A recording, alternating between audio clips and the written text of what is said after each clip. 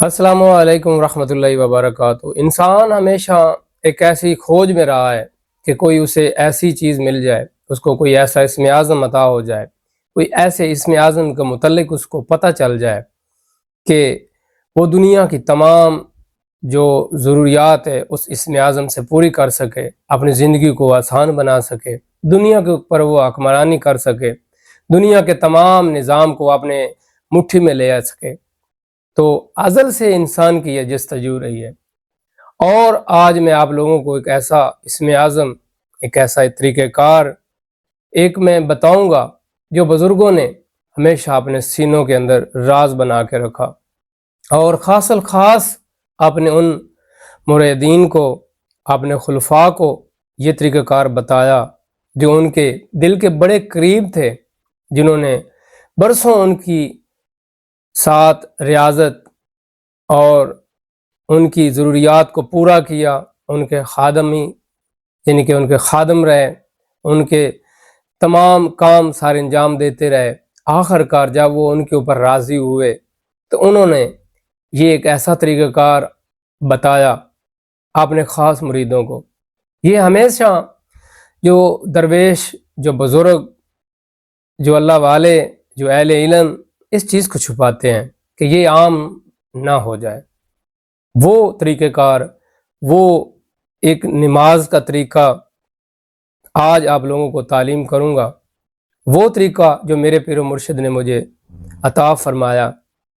میں ایک ایسی مشکل اور ایک مہم میں پڑ گیا تو مجھے کوئی ایسی چیز نظر نہیں آ رہی تھی کہ اس کے اسباب بن جائیں اور میرا یہ کام ہو جائے۔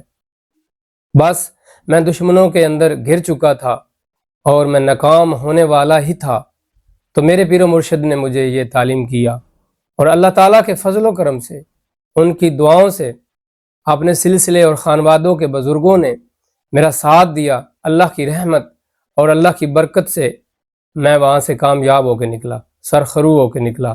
وہ طریقہ کار آج آپ لوگوں کو بتانے والا ہوں۔ آپ نے یہ پوری ویڈیو اینڈ تک ضرور دیکھنی ہے، آپ نے یہ سکپ نہیں کرنا، کیونکہ آج میں ایک ایسا راز بتانے والا ہوں جو آپ کی زندگی کو بدل دے گا۔ آپ کی زندگی کی تمام وہ رکاوٹیں، مشکلاتیں، زندگی کے وہ تمام تلخ لمحے جو آپ یاد کرتے ہیں اور پریشان ہوتے ہیں، اب وہ ختم ہونے والے ہیں۔ آپ نے پوری عاجزی اور انکساری کے ساتھ، یہ شرط ہے کہ پورے توسل، توجہ اور عقیدے کے ساتھ، یقین کامل کے ساتھ آپ نے یہ وظیفہ پڑھنا ہے۔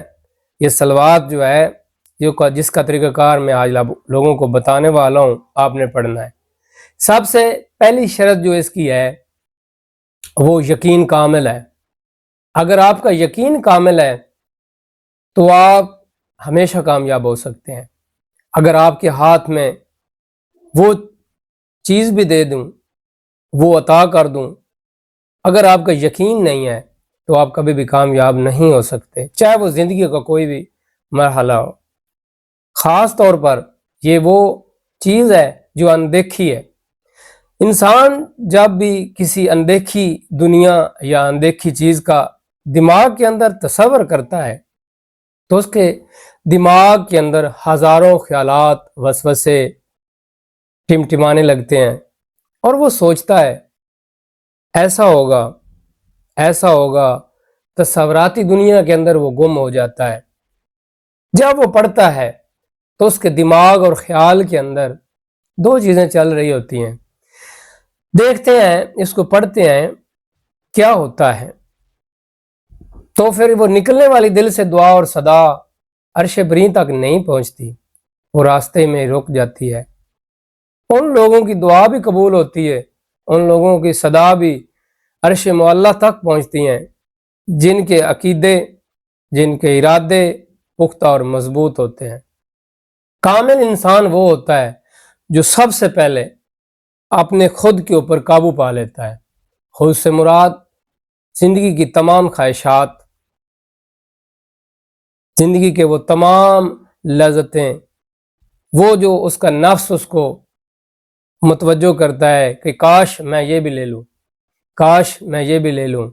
ایک سامنے والا ہے، اس نے اتنی خوبصورت چند دنوں کے اندر گاڑی لے لی ہے، تو میں بھی چاہوں کہ مجھے بھی گاڑی مل جائے۔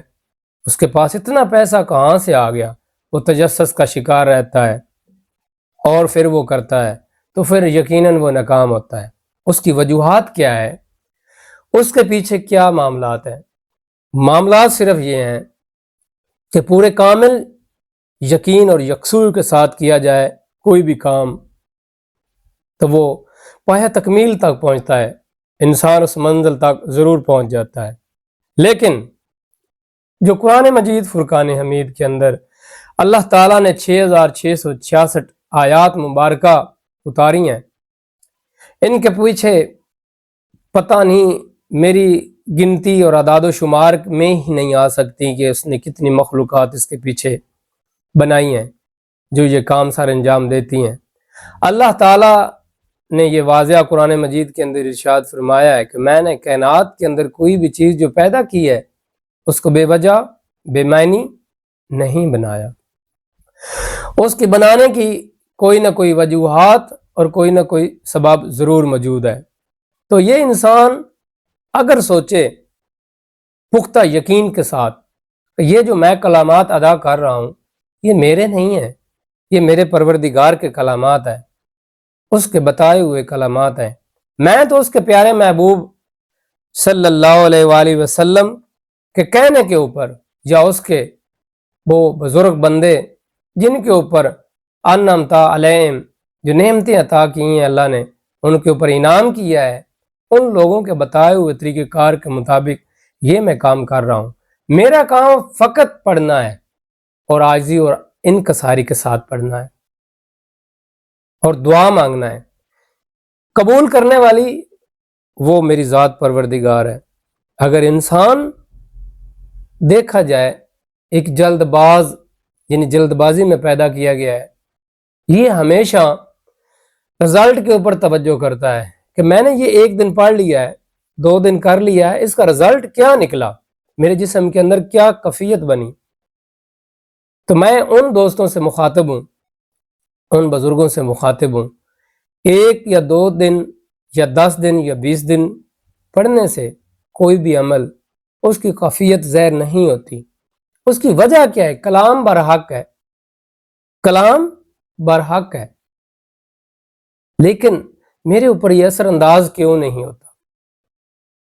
اگر میں آپ کو ایک ایسے بزرگ کی مثال دوں، حضرت بابا فرید شکر گنج رحمۃ اللہ علیہ جب وہ اپنے پیر و مرشد بختیار کاکی رحمۃ اللہ علیہ کے پاس گئے تو انہوں نے ان سے پوچھا کہ بابا جی آپ کیا پڑھتے ہیں؟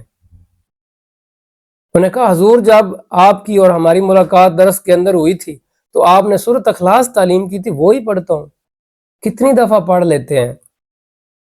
بابا جی سرکار نے کہا جی 40,000 دفعہ میں پڑھ لیتا ہوں 24 گھنٹے کے اندر، ماشاءاللہ۔ تو خواجہ بختیار کاکی رحمۃ اللہ علیہ نے کہا بابا جی آپ نے اب اتنی نہیں پڑھنی۔ حضور کتنی پڑھنی ہے؟ انہوں نے کہا کہ صرف ایک تسبیح پڑھنی ہے آپ نے سورۃ اخلاص کی۔ جی میرے مرشد کریم آپ کا حکم میرے لیے حکم ہے، بجا لاؤں گا۔ انہوں نے کہا صبح فجر کی نماز سے آپ نے شروع کرنی ہے اور عشاء تک پڑھنی ہے، صرف ایک تسبیح پڑھنی ہے۔ بابا جی سرکار نے صبح فجر کی نماز ادا کی اور پڑھنے لگے۔ جیسے ہی سورۃ اخلاص پڑھتے ان کی زبان جو تھی وہ اوپر جو ہے نا وہ تالو کے ساتھ چمٹ جاتی۔ بڑی مشکل کے بعد جب وہ کوشش کرتے، زور کی وقت ہو گیا تو بابا جی سرکار آئے، کہا بابا جی کتنی دفعہ پڑھ لی؟ بس حضور میں پڑھ ہی رہا ہوں، بس انشاءاللہ عشاء تک کمپلیٹ ہو جائے گی۔ کیا ہوا؟ مختصر قصہ، فجر سے زور ہوگی، زور سے عصر ہوگی، عصر سے مغرب ہوگی، مغرب سے عشاء ہوگی۔ بابا جی سے وہ 100 دفعہ تعداد کے اندر سورۃ اخلاص وہ نہ پڑھ سکے۔ تو انہوں نے کہا بابا جی آپ تو کہتے تھے کہ میں 24 گھنٹے کے اندر 40,000 دفعہ پڑھتا ہوں، تو آج کیا ہو گیا؟ تو انہوں نے کہا مرشد کریم مجھ سے غلطی ہو گئی ہے، آپ نظر کرم فرمائیں اچھا کوئی نہیں، اچھا آپ روزہ رکھ لیں گے؟ جی حضور رکھ لوں گا۔ دل ہی دل میں خیال اور تجسس کیا کہ 40 سال ہو گئے ہیں، کچھ چیز کھائی نہیں پی نہیں، تو ایک دن کا روزہ کیا؟ بابا جی آپ نے کیا کرنا ہے کہ صبح سحری بھی کر لینی ہے اور مغرب کو آپ نے افطاری بھی کرنی ہے، آپ نے صرف 12-14 گھنٹے کا روزہ رکھنا ہے۔ حضور آپ کا حکم ہو گیا، صبح آپ نے سحری کی، جب ظہر کی نماز کا ٹائم آیا بابا جی کی حالت بہت خراب ہو گئی۔ بابا جی کہتے ہیں حضور سے جا کے معذرت کر لیتا ہوں کہ مجھے بس نہ معافی دے دیں، مجھ سے روزہ نہیں رکھا جا رہا۔ تو خواجہ صاحب نے کہا بابا جی آپ تو کہہ رہے تھے کہ 40 سال کچھ نہیں کھایا۔ حضور وہ تو دل میں خیال کیا تھا، بات تو صحیح تھی، لیکن انہوں نے کہا بیٹا تیرے نفس کو کنٹرول کس نے کر کے رکھا تھا، پکڑ کے کس نے رکھا تھا؟ وہ ہم ہی تھے، ورنہ آپ تو ایک دن بھی نہیں نکال سکتے۔ یعنی کہ مرشد کریم کے سامنے ان کی ساری ریاضت اور ساری عبادت اور ساری جدوجہد ایک لمحے میں ختم ہو گئی۔ یہ بات بتانے کا مطلب یہ تھا کہ کامل مرشد کی نگاہ اور نظر کے بغیر کوئی بھی منزل انسان معرفت کے اندر نہیں عبور کر سکتا۔ اگر کامل مرشد ہے، اس کی فضل اور نظر جو ہے وہ اس کے پیچھے ہے، تو پھر وہ ضرور کامیاب ہوگا، کیونکہ جو مرشد کامل ہے اس کا دیکھنا اللہ کا دیکھنا ہے۔ جو کامل لوگ ہوتے ہیں نا ان کا دیکھنا بھی نا اور انداز اور طریقے سے ہوتا ہے۔ تو بات کہیں اور سے کہیں اور چلی گئی۔ قرآن مجید فرقان حمید کے اندر اللہ تعالیٰ نے ارشاد فرمایا ہے کہ اے ایمان والو نماز اور صبر سے کام لو۔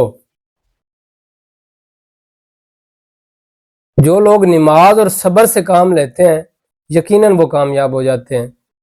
آج ہمارا موضوع بھی ایک ایسی نماز کے متعلق ہے کہ آپ نے صرف 2 رکعت نماز نفل حاجت پڑھنا ہے، اس کا طریقہ کار آج آپ لوگوں کو بتانا ہے، وہ طریقہ کار جو بزرگوں نے مجھے تعلیم کیا اور بہت زیادہ آزمایا ہوا، بہت زیادہ مفید اور بہت زیادہ جسے کہتے ہیں نا کامیابی کے ساتھ رزلٹ حاصل کرنے والا وظیفہ آج میں آپ لوگوں کو تعلیم کرنے والا ہوں۔ آپ نے غور سے سننا ہے۔ آپ نے قم اللیل قلیلا یعنی کہ آپ نے آدھی رات کو اٹھنا ہے۔ اگر آپ اس وقت غسل کر لیں تو بھی ٹھیک ہے، یا مغرب کے وقت آپ غسل کر لیں تب بھی ٹھیک ہے۔ آپ نے پاک صاف کپڑے پہننے ہیں، خوشبو لگانی ہے، اپنے آپ کو معطر کرنا ہے، آپ ہوں اور تنہائی ہو اور پروردگار ہو اور کوئی شور شرابہ نہ ہو، بالکل آپ نے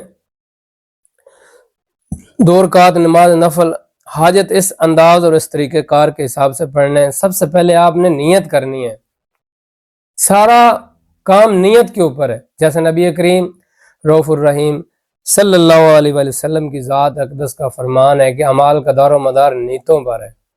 آپ نے اپنے آپ کو خالی کر دینا ہے، اپنے آپ کو گناہ گار ظاہر کرنا ہے، ندامت کے آنسو بہانے، میرے پروردگار آج میں سب راستے چھوڑ کے سب جو جن لوگوں کی مجھے توقعات تھی، جن لوگوں کا مجھے حوصلہ دل کے اندر تھا، جو لوگ میرے ساتھ موجود تھے، جن کا مجھے سہارا تھا، آج وہ سارے ٹوٹ گئے، ان کو سب کو میں نے چھوڑ دیا ہے۔